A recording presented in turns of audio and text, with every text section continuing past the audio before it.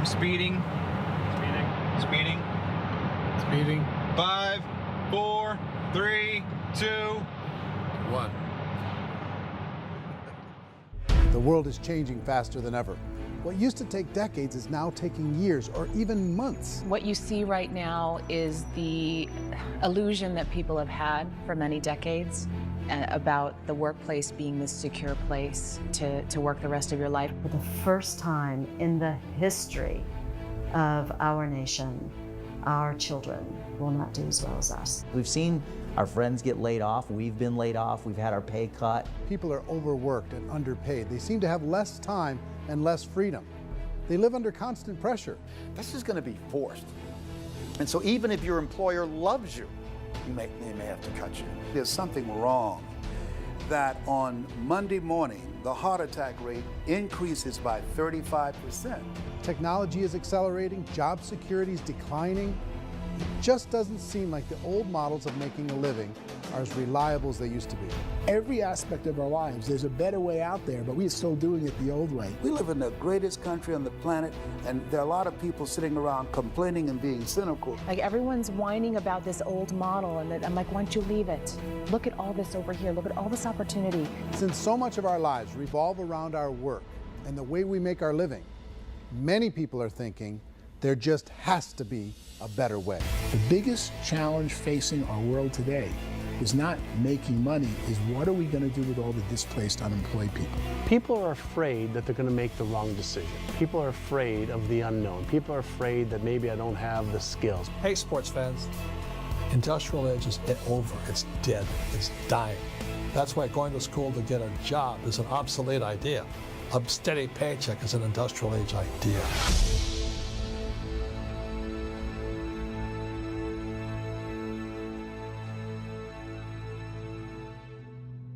It's the search for answers that has brought us here together today. My name is Eric Worre, and for almost 30 years I've been an entrepreneur, struggling at times, but ultimately succeeding. As a best-selling author, speaker, and business owner, I've spent my entire career helping millions of people around the world to become entrepreneurs. And I believe strongly that there is, in fact, a better way when it comes to how we make a living. The career landscape has changed dramatically, and many are still working in a model that is completely out of date. What worked for previous generations isn't working as well for people today.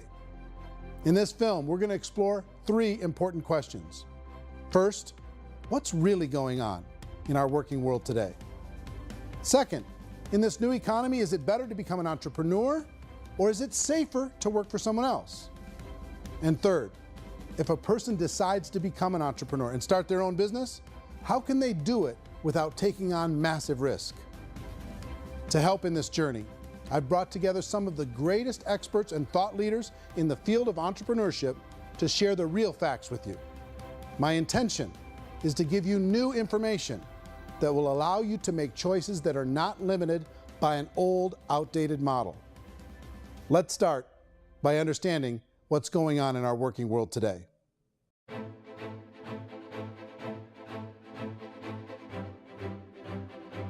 Let's look at unemployment. 30–40% of the people are honestly not working, but would be working. What our government does is if you haven't found a job in 6 months, we don't call you unemployed. We pretend you dropped out of the labor force. I've often said that unemployment, particularly structural unemployment, that's unemployment due to technological changes, is the first sign of economic growth. Think of it, 10 people live on an island. They go out every day and fish. One day, new technology shows up. A missionary brings them a net. Now, using the net, one pilots the boat, one throws the net. 2 fishermen can do all the work 10 used to. That's a 500% increase in productivity, 2 doing the work of 10, in one day. You don't have to learn a lot to learn how to throw a net instead of throw a fishing line. The island's got a big problem, 80% unemployment. But the island still has all the wealth of the fish because the 2 people produce as much fish as 10 did. Now, of course, looking back in history, these changes used to take thousands of years. And during that time, we went into farming and transportation. Some of us became doctors and some teachers and lawyers, and we developed all these new professions and new manufacturing jobs. Today, these changes are occurring literally in one day when a new technological advance occurs, and we don't have the social structures to deal with it or to retrain the unemployed people. So one of the things that I think is interesting as I travel across the country and really travel around the world is the way that we work and the way we get paid for work is changing pretty dramatically. On a global basis, everything is being turned upside down because of the rapidly advancing technologies. They are eliminating many jobs, and we have been left with many people not prepared for the jobs that exist. A lot of demand in public companies was to squeeze out all the fat and to get just as much margin as we possibly could, and fat equals humans. So this idea of job security in information age is so obsolete, but it's still taught inside our school system. And that's where the problem starts. There's no financial education in the school system, and people are still trained to be employees who work for that paycheck. This is a chart on the middle class. What's happening in the middle class, those that went to school, their incomes have been coming down for years. And parents still say to their kids, go to school, get a job. Now what happens to all those middle class people who are dropping off the ends of the chart? Well, they become what's called working poor. And this is what happens to working poor. But they say poverty is ending. Well, poverty may be ending, but working poverty is going up. And this is food stamp usage. So food stamp usage in America is going through the roof right now because people cannot earn what they call a living wage. Most people have experienced financial pressures that I think are probably greater than they have been in the past. If you're not working for yourself, then it's going to be a pretty hard road for a lot of people. Today, if you're going to control your future, the 40-40 plan is gone, where you can graduate from college and get a job and work for 40 hours a week for 40 years. That day is gone. So some of these charts actually tell you what's going on. And this is a really interesting one, you know.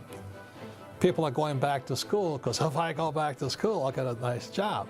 But this is what's happening to, it's called Sallie Mae, which is the student loan guys. Student loan is going through the roof. It's now over $1 trillion, and student loan debt is worse than credit card debt. So when people stopped using credit card, the government got people into student loan debt. And the problem with student loan debt is you can never be forgiven. See, with credit card debt, you can declare bankruptcy and all's forgiven. But student loan debt, you can declare bankruptcy, you still owe it. It's the worst of all debt. But this is the next picture. Look at this chart here. This is what's happening to wages of college graduates. It's going down. So you go to college, you rack up all this debt, but you earn less money. Now, that's not that intelligent. Average person who's been working a lifetime in America today is ending their lifetime at 65 with about $41,000 in assets. They earned just enough to survive. I think in the United States we have something like 17 trillion in debt. That's just the federal government debt. We got another 2 in municipal and in other, let's call it almost 20 trillion government. We've got 40 trillion in private debt. That comes up to close to 60 trillion. When you then add something we never had before, what you were talking about, when we look at the unfunded portion of Social Security and primarily Medicare, Medicaid, that, at the most conservative estimates from outside firms, Kleiner Perkins, 67 trillion and growing. That's more than all our other debt. There's less conservative estimates that say it's 84 trillion or higher. I added up conservatively $127 trillion in total debt. Debt is a financial drug. When you take it to excess, it's like taking a drug. Yeah, it makes you feel better, it enhances your performance, but at a huge cost, eventually it kills you. And so that's what happens. We keep doing more and more debt, and you get less and less results, just like a drug, until the debt gets so high that it crushes the whole system. That's where we're at, 8.2 times GDP. You know who I feel sorry for? I feel sorry for the person who dreads going to work, who is sick to their stomach on Monday morning, who hates their alarm clock, who gets a little glimmer of hope on a Wednesday because it's hump day and says, thank God it's Friday. And they live for those 2 days a week where they get to be themselves and they don't have to be around people they don't like, and they don't have to play the political game in the office, and they don't have to live this half life. The person that works 50 weeks a year just to be able to have the 2 weeks for vacation. And you know what happens to most of them? Nowadays, they don't have a vacation. They have a staycation. They have time off of work, but they don't get to go where they want to go because they're overextended. They've got all this debt. They got all this situation. They hate their alarm clock. They can't sleep until they're done. They have to spend most of their life in traffic. I feel sorry for that group of people because there's a better way. They just don't know it. I see this really interesting attempt at rugged individuality in a 6x8 rectangle. And I feel like you're all the same, except for the little push pins of the pictures. There's different pictures. Yours is named Jenny and his is named Sujara, but it's the same people. And this is how they are, and they're just like the zombies, and there's no joy in there, there's no fun. There's always like the wacky woman who decorates her cubicle, and that's the most she can do there. You got to give her credits, right? The wacky cubicle woman. The basis for their life is worry. I'm worried, you know, maybe I'll get fired. I'm worried maybe my company will go out of business. I'm worried I can't keep spinning the plates on paying the bills. I'm worried about how do I send my kids to college. I'm worried, what if the transmission of my car breaks? That's, you know, 2 or 3, I can't fix it. People live in a sea of worry, and it eats at them. Those signs that people held up during the Depression didn't say looking for gainful employment in a cubicle. It said looking for work. Work is what we're looking for. Job is just a unit of measurement. Work is what we're going after. It's time to look in the mirror and say, it's not the economy, it's my economy. It's my little world of where I am. I need to improve. I'm not going to wait for the economy to come back because, frankly, the economy is doing great in this country. So I'm here on Wall Street, the financial center of the universe, the financial capital of the world. This is where most people's money goes to at least be held for a time, right? With interest rates in banks being effectively zero, and many experts are predicting it's going to stay at zero for the next 10, 20, even 30 years, people feel like they don't have any choice but to put their future into equities, to put their future into the hands of other people on this stock market, and hope that the stock market goes up, hope that the stocks that their advisors pick or that they pick goes up. That's one way to go, I guess. It's my personal belief that if you put your future into the hands of yourself, in other words, you have earning power by yourself, I think you're a better investment than these guys. I think you controlling your future is a better option than handing over your retirement to these guys. The average household income in the United States is approximately $50,000 a year, what they call the middle class. To reach the top 25% of income earners, you'd need to earn at least $90,000 a year. To reach the top 10% would be a household income of $140,000, the top 5%, $190,000, and to be in the top 1%, you'd need a combined household income of at least $380,000 a year. So here's the question. What do you think would give you the best chance to move up and get to the top 10%, the top 5%, the top 1% or beyond? In my opinion, and in the opinion of many, many experts, the answer is to become an entrepreneur, to become your own boss. I think you have to be a business owner. I can't, the only time I ever say to someone it'd be great to be an employee is when they've already told me they've surrendered. I only tell people who are wounded spiritually that they should be an employee. And it's that feeling that you get when you pick up the backpack off the little Cub Scout and say, "Don't worry, little guy, we'll get you back to the camp." You know, it is in no way a kindness when I tell someone they'd be a great employee. The other status symbol really increasingly is lifestyle. I mean, people can own their own business, maybe even work out of their house. That, I tell you, people admire that, like, gosh, I wish I could do that. The spirit of the entrepreneur is to be a risk taker and to be resourceful and unstoppable and to have a vision of yourself beyond where you are and not willing to settle for life as it is. Think about the great entrepreneurs. They're visionary. They have heart. They're willing to do today what others won't so they can do tomorrow what others can't. Personally, I don't think of the new economy, the old economy. I create my own economy. The entrepreneur's in control. I decide what the economy is going to be like. In the world of entrepreneurship, there are no limits. You can make as much as you want depending on how much you want to work and how smart you are and how great a team you put together. There's no more lifetime rewarding business than being an entrepreneur. Why in America, where anyone could be anything, would people want to give up their freedom and become effectively a modern-day slave, told shut up and be here every morning at 7:30, leave at 5:30, and do what I tell you? If people decide to become an entrepreneur and work for themselves, they have some traditional options, but they're riskier than you might think. Any kind of a retail business, retail build-outs, is extremely expensive. Even just these small little yogurt stores where they're putting little yogurt machines and you get all the different flavors, you're spending $200,000, $300,000, $400,000 to open a yogurt shop. I would love to buy a Dunkin' Donuts, but it's $500,000 or so to start.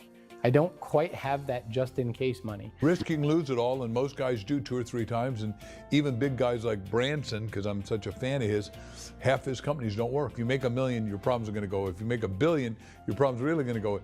Just the opposite. You and I know when you're making $1 million, you got $1 million responsibilities. You make $1 billion, you got 1,000 times $1 million responsibilities. And most people say, I'd love to be my own boss. 70% of Americans would love to be their own boss, according to recent polls.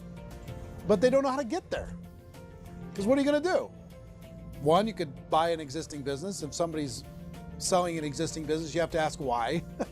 Usually because it's probably hard. It's probably not making as much money as they hope. 2, they could buy a franchise. A little less risk, proven system, but it's expensive to be able to do that. 3, they could start something from scratch. And that's where a lot of people feel like, I don't have the chops to do it. I don't have the money. I don't have the product idea. I don't have the expertise. I don't have whatever it's going to take to be able to get there, and I can't risk my family to do it. So, 4th, they could become an investor. A lot of people in this town invest to try and figure out a way, but you got to be pretty smart with that game too, right? Venture capitalists, who are the very best and most sophisticated in investing in new breakthrough businesses, make it on 1 out of 11. That means 10 out of 11 are mediocre or fail. Most of them fail. That's the risk there. An angel investor is lucky to get 1 out of 15 or 20. A business is a team sport. Like, I have to have accountants, I have to have engineers, I have to have system designers, I have to have sales, marketing, I have to have accounting, I have to have mission statements, I have to have legal and all that. The average Joe Schmo, even me, I go out there, I don't have the skills to put a business together. I think the bottom line for the 4 traditional options is they take money, sometimes a lot of it. They take expertise, and they take time. All of that adds up to just too much risk for most people. I bought a business from somebody else and it was a lot of work. And you start wondering, what did I just buy? Because I guess ultimately I own your email list and I just overpaid for it. People that start their own business, they spend a lot of money, they spend a lot of time, a lot of effort to get things started. And the more you invest on the upfront, the harder you typically work at it. Well, I can tell you what the success rate is of a restaurant. What is it? They're crazy enough. About 90% of them fail. About 90%, in how quickly? Year or less. Wow. And if we're talking non-franchise, we're talking franchise, Sure. That's totally different. Yeah. But our students aren't getting franchise restaurants. You got to invest big money. Exactly. And with someone like McDonald's, you've had to work with the company for a long period of time, really know the To even have a business. chance at investing $1 million. Have a chance, and it's a slim chance. What if there was a way that you had all the proven aspects, the comfort aspects, and you could still control your own life? What if there was both? In other words, you didn't have to create everything from scratch. You didn't have to be a super leader. All you had to do, what if there was a proven product already? You didn't have to create the product. And there's a proven system already, proven training already. Everything except an employer. That was the only thing that you didn't have. Do you think more people would be open to working for themselves in that environment?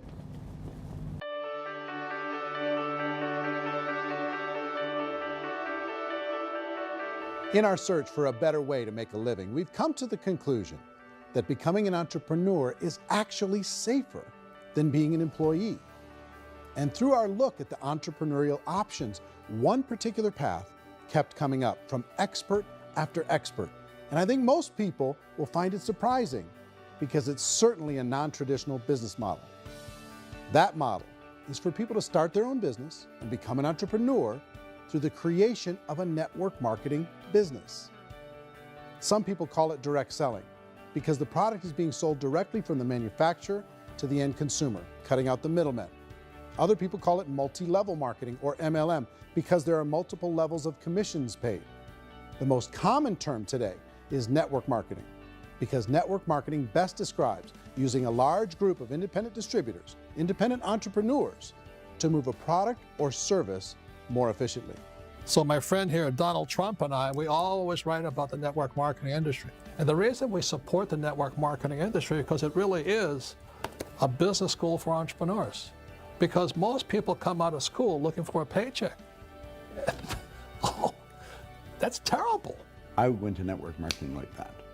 I think if it didn't exist, we should invent it. It is that good. I think direct selling is a great way to do business today. It's very easy to get into that industry, and you can be self-employed, be in effect an entrepreneur. When we see multi-billionaires adding network marketing companies to their portfolio of companies, that would be a clue. When we see people who are very famous authors and very famous business people endorsing the industry, that would be a clue. These network marketing companies aren't $50 million companies, they're billions and billions of dollars. They lead the stock market, they're major companies. When we're going to get it? You know, and you're going to school to work for a paycheck, but if you want to be rich, be an entrepreneur, and network marketing gives you the spirit to be an entrepreneur. A traditional company will spend up to 50% of their total revenue on marketing. Network marketing companies use a different approach. Instead of having all that extensive marketing expense, they utilize a network of independent distributors to do the marketing for them. Now, why do they do this? First, because word-of-mouth advertising is so much more effective today than traditional media advertising. Second, some products need to be explained or demonstrated, and an independent salesperson can do that more effectively than an ad campaign. Third, it's completely efficient. The company only pays for the marketing of their product if a sale happens and not before. Imagine if Amazon allowed you to become an independent distributor and paid out 40% of its revenue to that distributor group. All you had to do as a distributor was recommend a product, and if a person bought it on Amazon, Amazon would take care of all the logistics, and you'd get paid for bringing the customer. Now imagine you got paid for every purchase that customer made for the rest of their lives. Well, Amazon doesn't offer this option, but network marketing companies do. 85% of all buying decisions in our society are made as a result of word of mouth or reputation. We're recommending things to each other all the time. You know, who's your dentist? Who's your doctor? Who's your lawyer? What detergent, are you using? What legal system are you using? What product are you using? We're talking to each other about the things that we love anyway. When you go into a big box retailer, you're lucky if the clerk looks you in the eye, much less gives you any detailed or accurate information about what you're purchasing. So of course, this personal information, this education coming from a friend, a neighbor, a relative, or even a stranger, but one who has experience with the product is extraordinarily valuable. As a matter of fact, network marketing can educate consumers probably better than any other form of marketing. It certainly can do better than advertising, because advertising usually has a certain hype to it, and you can only get limited information. So, network marketing trumps advertising. If you were a typical sales company and you wanted to sell $1 million a month worth of product, you might go find 100 superstar salespeople. The quota would be $10,000 a month. So network marketing as a distribution system just flips the numbers. So we use 10,000 happy, raving fans of a particular product, and we don't concern ourselves so much with how much product each one of them individually sells. If they sell just $100 or $200 a month, and there's 10,000 of them, you're selling $1 million to $2 million a month worth of product. And that's the best way I can explain how network marketing works. This is the marketing arm of the company. There's not money being wasted on bricks and mortar. There's not money being wasted on inventory that's sitting stagnant somewhere. There's not employees standing around that don't have customers. These are people that are going to connect with customers. These companies allow people to become independent distributors for extremely low cost and with no minimum time or sales quota. Essentially, they own their own business and can provide as much or as little sales as they choose. In other words, the distributor gets all the benefits of traditional business ownership without the risk. The advantage of network marketing is the ease of entry, the low risk, and the low startup cost, because almost everything else has very high risk. You can get in for a minimal investment. You're buying into a system that's already been proven, products or services that have been proven to work. The keys to network marketing is providing an opportunity for the masses to get involved, providing an opportunity for the average person who doesn't have the resources to start their own business. All of this so far is fairly straightforward, but network marketing offers another benefit, and it's this benefit that makes it so interesting for entrepreneurs. Network marketing allows a distributor to build their own network of other distributors and then compensates them on the sales created by that entire group. Direct selling is, at its base, very simple. It's the sale of a product or service to an individual on a face-to-face, one-on-one basis, just the way we're talking right now. But there's an important element as well, and that's the offering in conjunction with that sale of product, the offering of an opportunity for someone to make something of themselves. No matter what your social status is, no matter what language that you speak, I mean, look how many unbelievable people are becoming successful that speak every kind of language out there. What an awesome gift to give the world. Instead of having to work your way up in a system and prove that you could be a sales manager, they just decided everybody can be a sales manager. Everybody gets to build a sales team from day one. And so what that brought into the system of growth as a direct selling company is the concept of compounding or geometric progression. Because now you can actually grow a sales force very quickly because everybody is enrolling people in their own sales force. People who are like, oh, this is weird, I'm building a sales team, or what do you think you do at a regular company? How do you think a regular company works? Network marketing is the only industry that doesn't say your past determines your future. It looks at your past and says, okay, now what can we train you to do so you can have a great future? Every other employer out there wants to exploit you for what you already know, not teach you something new. Network marketing has the potential to save the United States and the world, because it's going to teach people not to be employees, but to be entrepreneurs.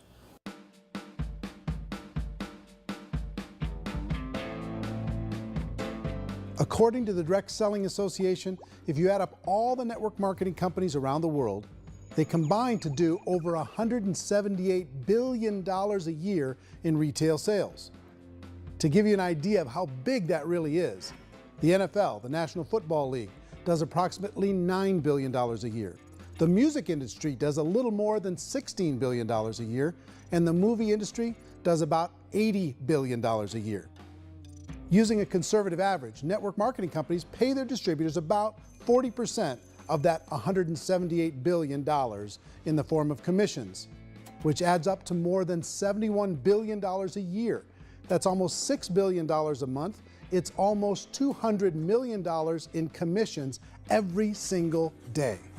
So it's certainly working, and people are making serious money in network marketing. With the growth of the direct selling industry over the last 10, 15, 20 years, we've seen a broader understanding of the channel.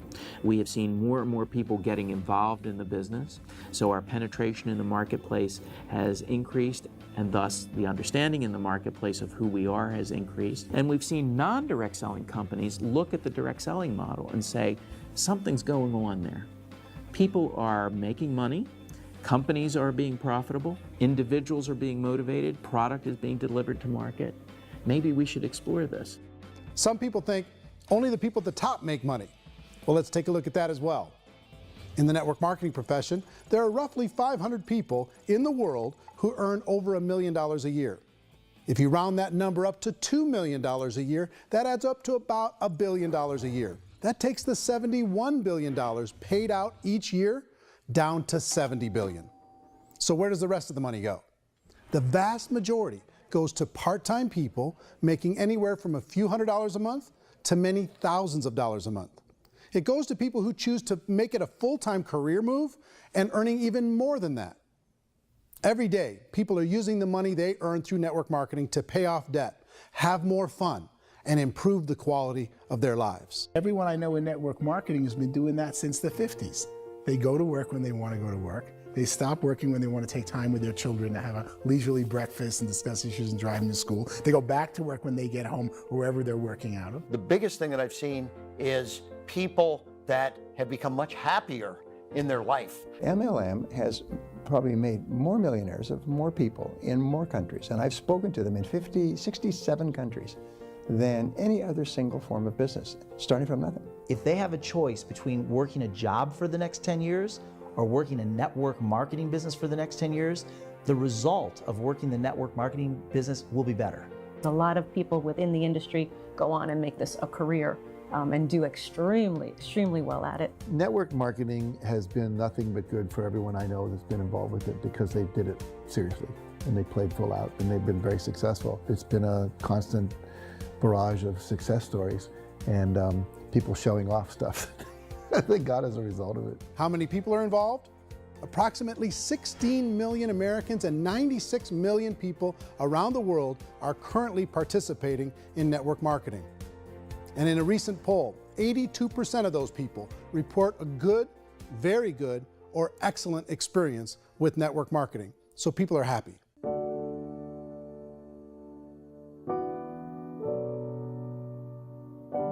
So I've taken a look at the network marketing profession and really tried to understand why so many people are confused as to the validity of this as a business. One is this pyramid shape. People get really messed up with this pyramid. Oh, it's one of those pyramid things. So I just think there are a lot of haters out there who really don't understand the industry and say, oh, it's a get-rich-quick scheme. It's a pyramid.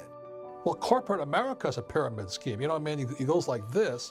You have thousands of MBAs, let's say working for Ford or General Motors or Coca-Cola. If all these MBAs are all trying to get to here, that's a pyramid. Only one guy's going to make it. Every 10 years, one's going to make it. Whereas you look at network marketing, it's like this. So you're here, and your job is to develop other CEOs coming up behind you. So it's an inverse pyramid. In network marketing, it's a very simple concept.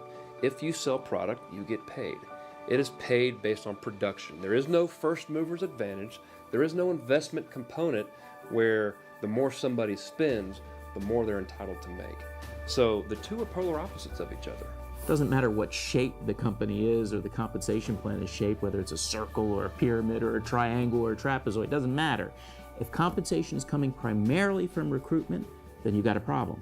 On the other hand, if an operation is basing their compensation to participants on the basis of sales, even when those sales are generated by people you've recruited, well, then you're a perfectly legitimate enterprise. That's the legal test, it's the practical test. Another issue that's been true in the past that is no longer true now is people used to be in network marketing loaded up with products that they couldn't sell, and they ended up a loser. They ended up with a bunch of product in their garage, they ended up with a bunch of products sitting in their kitchen shelves or whatever, and they thought they could sell it, and then they weren't willing to or able to sell it, and they ended up with a bunch of stuff, and they were bitter about it. There was this thing called front loading where you had to buy, if you bought $25,000 worth of product, you got better commissions and all this.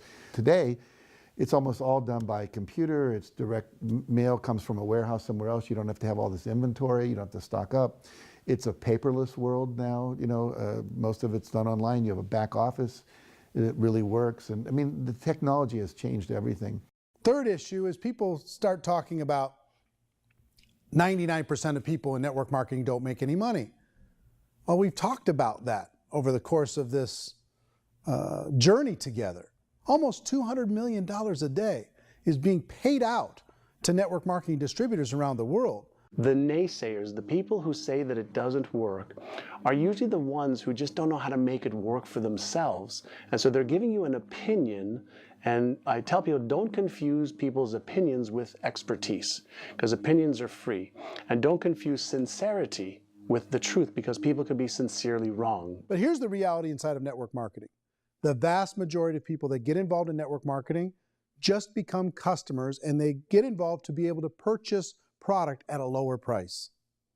If you take Costco as an example, if a person goes into Costco and gets a membership to Costco so they can get a lower price on the product, we don't call that person a loser because they have a bunch of product that they walked out with with a smile on their face.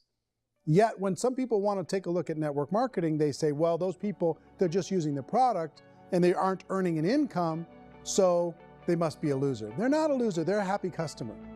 That's the vast majority of people that are involved in network marketing. Now, a smaller percentage of those people decide to go build a business. They earn $300 a month, $500 a month, $1,000, $2,000. That's the bulk of earnings in network marketing. And then there's the few that really decide to take it serious, really decide to build a large network, really work to make that network very, very productive. And those people make huge amounts of money and there's no cap. What I do as an outside economist, just somebody looking at this industry like any other industry I speak in and say, look, what's the realities of this? 1% do incredibly well. 10% generate some additional income at pretty low risk and effort, that's not, and 90% of people roughly end up customers. One thing that I think is real when it comes to people's perceptions about network marketing is people put this, and distributors, I think, involved in network marketing have some responsibility for this. They have sometimes unrealistic claims about the product or about the income. Most people who become distributors, they want the money, they want to be successful, but they don't have the skills. They don't know what to do. And when people don't know what to do and they're in a new business, they're scared. And when they're scared, they panic and desperation kind of sets in. So they think everyone they talk to has to get in. So if I talk to you and you say, well, no, I don't have time to do that, they're like, no, I need you. You have to do this or I won't be successful. So I start clawing on you. I start that desperation. So then I start making claims about the product, which are not appropriate, probably not even true. Or I start saying, oh, let me show you how you can make all this money and you don't have to do anything, Eric. And so you just totally misrepresent the opportunity, and you're clingy with people because you think you need everybody to be successful, and you don't. You know, one of the messages that I try to deliver most forcefully to companies as well as salespeople in direct selling is that you don't have to overpromise. The reality is in network marketing, there's a lot of hard work involved. There's a lot of effort. You're going to have to develop yourself. It's a business like anything else. It's going to take some time, but in my opinion, it's better.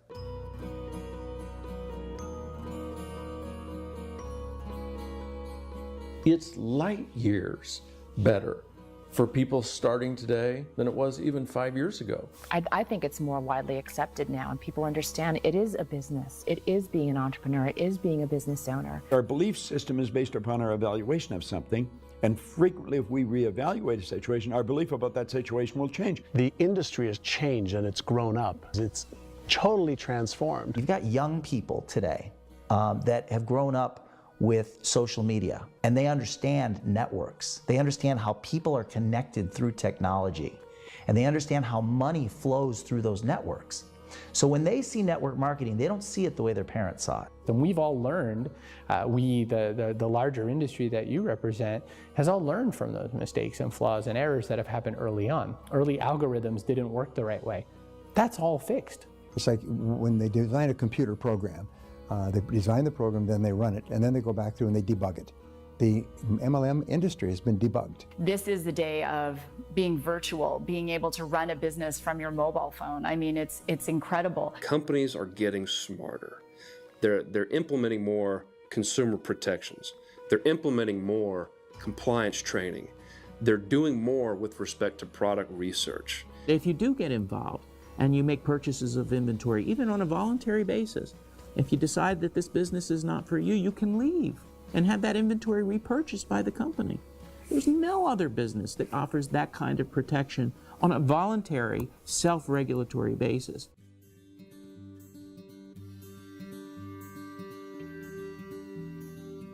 If you decide to look further into a network marketing business in order to generate more cash flow for your family, I would recommend reviewing the following 4 elements. First is the product or service. And on the product or service, I would ask 5 important questions. 1, do you like it? Is it something you would feel comfortable sharing with others? 2, is there a recognized need in the marketplace? It's hard to create a need if one isn't naturally there. 3rd, does the product meet that need? Does it solve a legitimate problem for consumers? And 4th, is it priced to sell? Can it compete in the marketplace? And fifth, is it priced for profit? Is there enough margin for the company and the distributor to be able to generate income for the long term? If you can answer the questions on the product to your satisfaction, the next element to consider is the company itself. Is it well run?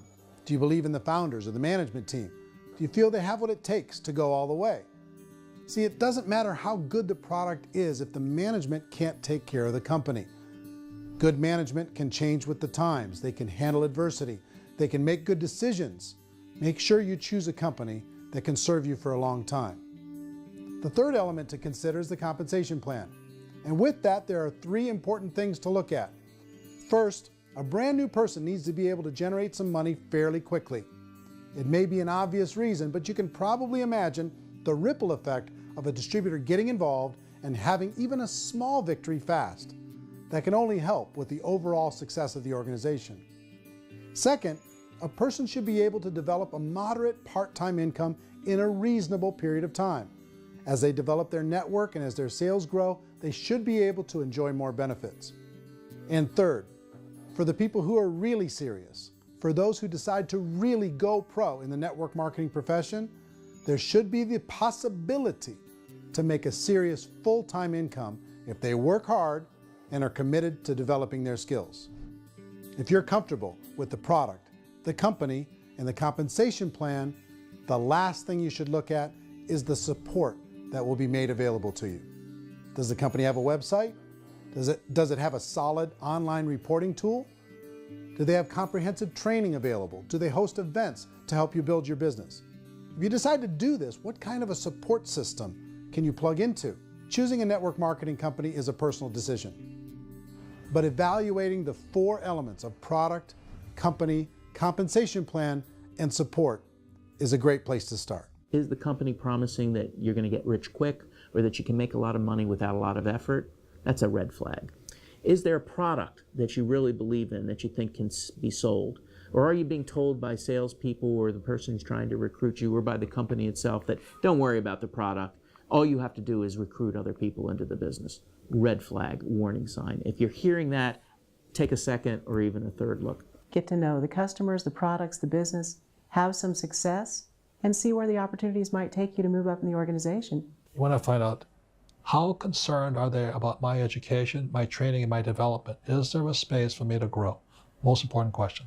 Learn everything that you can about the product. Make sure it's something that you believe in, and learn everything you can about the industry and work that system. You have to be very passionate about whatever that company is doing. I would get involved. You can always test drive anything, you know, the product, the service, the community, and then lean into it a bit. If it feels good, then lean into it a lot. Behind me is the Lincoln Memorial. And this is a place where Martin Luther King Jr. had his famous "I Have a Dream" speech. And at that speech, he talked about his dream for equality for everyone around the world, and that's a noble dream. But I think more people need to remember what it was like when they were kids and the dream was still alive in them, before it got beaten out of them by reality, by this paycheck, by these responsibilities, and by having to live for this job to pay the bills. I think people need to remember that, go back to that. Once they know that there's a better way, I think their future is going to be much brighter. They can live a better life.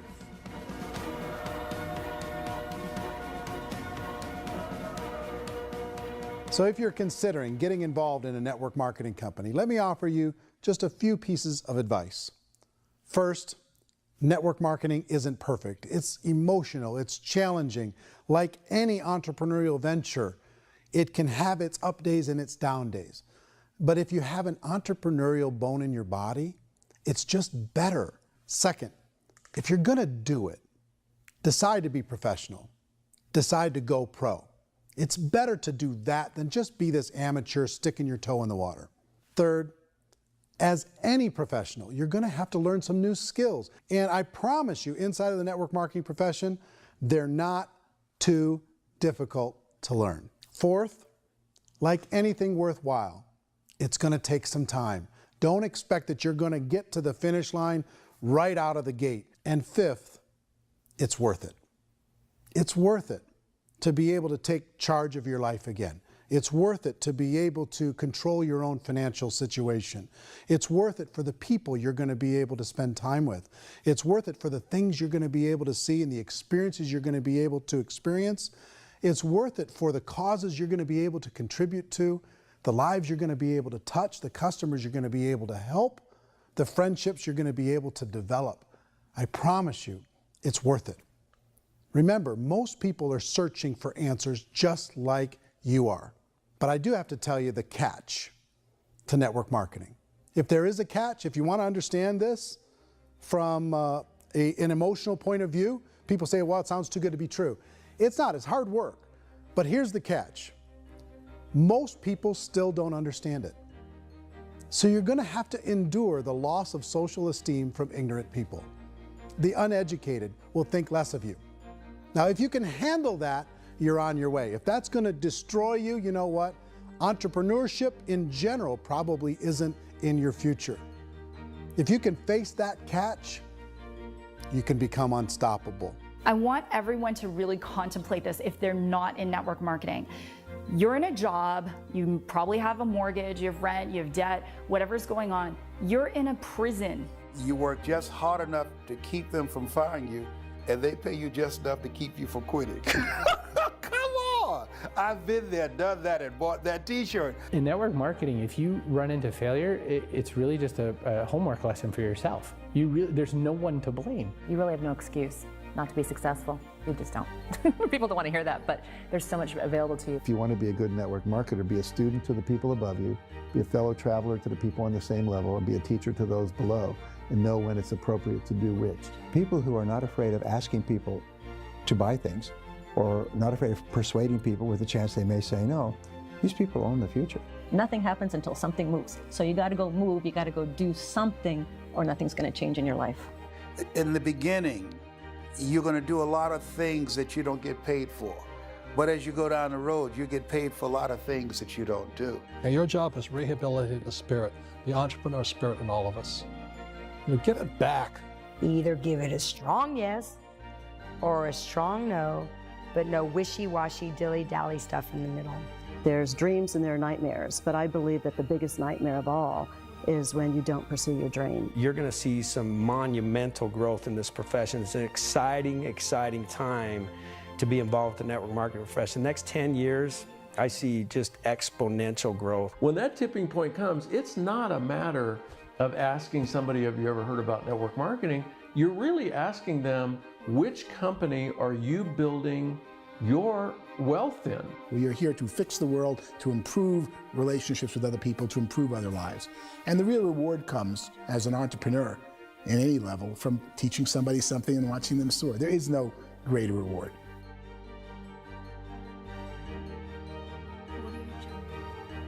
Life's too short to spend it living someone else's dream instead of your own. It's too short to spend it living at a fraction of your potential. Can being an entrepreneur be a challenge at times? Sure. But here's what you get in exchange. It can be yours. Something that you built, something that you created, something that you made happen. This balloon represents your dream. It represents entrepreneurship. My wish for all of you is that you would reach out and grab it. The choice is up to you.